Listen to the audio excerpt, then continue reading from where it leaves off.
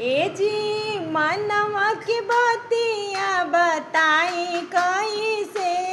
ए जी मनवा की बतिया बताई कैसे।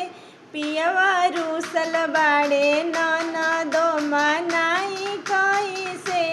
पियवा रूठल बाड़े ननदो मनाई कैसे। दुई दिन की रूसल पियवा खाना वो न खा ले। दुई दिन के रूसल पियवा खाना वो न खा ले।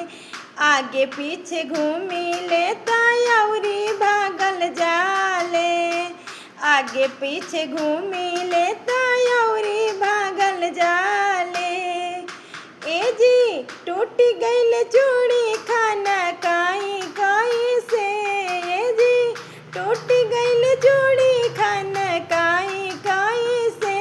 पियवा रूठल बाड़े ननदो मनाई कैसे। पियवा रूठल बाड़े ननदो मनाई कैसे। अपना